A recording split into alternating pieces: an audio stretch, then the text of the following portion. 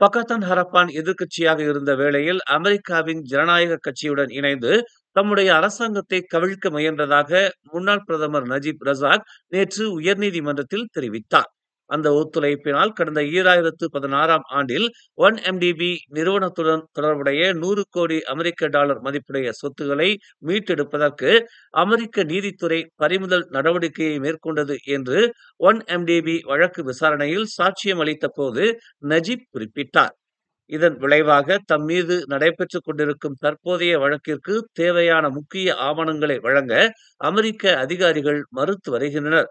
இந்த ஆவணங்கள் தமது தற்காப்பு வழக்கிற்கு உதவியாக இருந்திருக்கும் என்று நஜீப் குறிப்பிட்டார்.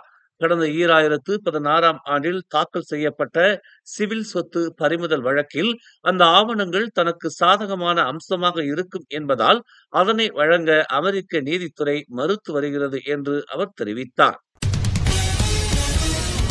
ஸ்லாங்கூரில் வரும் ஜனவரி 1ஆம் தேதியிலிருந்து எல்லா ஊராட்சி மன்றங்களிலும் மதிப்பீட்டு வரி 25 விழுக்காடு உயர்த்தப்படுகிறது. இதற்கு ஸ்லாங்கூர் மாநில அரசு ஒப்புதல் அளித்துள்ளது. ஸ்லாங்கூரின் 12 ஊராட்சி மன்றங்களிலும் புதிய மதிப்பீட்டு வரி ஜனவரி 1ஆம் தேதியில் இருந்து அதிகரிக்கப்படுகிறது என்று மாநில ஊராட்சி குழுவின் தலைவர் இங் சு லிம் செய்தியாளர்களிடம் தெரிவித்தார்.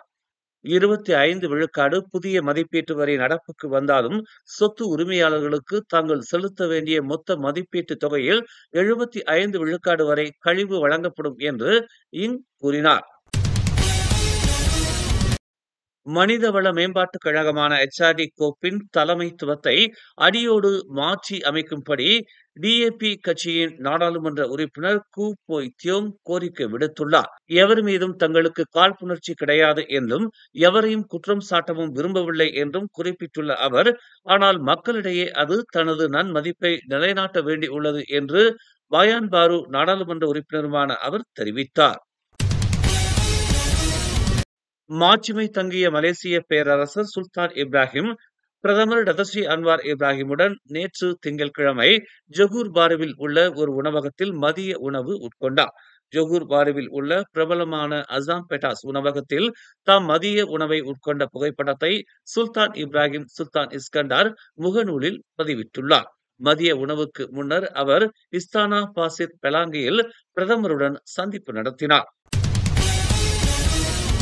தற்போது பெய்து வரும் வடகிழக்கு பருவமழை வரும் 16ஆம் தேதி வரை நீடிக்கும் என்று மலேசிய வானிலை ஆய்வு மையமான மெட் மலேசியா தெரிவித்துள்ளது. இந்த பருவமழை இக்காலகட்டம் முழுமையிலும் தீபகற்ப மலேசியாவின் கிழக்கு மற்றும் வட மாநிலங்களில் தொடர்ச்சியாக பெய்யக்கூடிய சூழலை ஏற்படுத்தக்கூடும் என்று நேற்று வெளியிடப்பட்ட ஒரு அறிக்கையில் மெட் மலேசியா குறிப்பிட்டுள்ளது. சபாவின் தாவாவ் நகரிலிருந்து கோலாலம்பூர் நோக்கி புறப்பட்ட ஏர் ஏசியா விமானம் ஒன்றை பறவை கூட்டம் மோதியது. மோதலில் விமானத்தின் எந்திரம் பாதிக்கப்பட்டதால் சிறிது நேரத்தில் அது தாவாவ் அனைத்துலக விமான நிலையத்திற்கே திரும்பி வந்தது.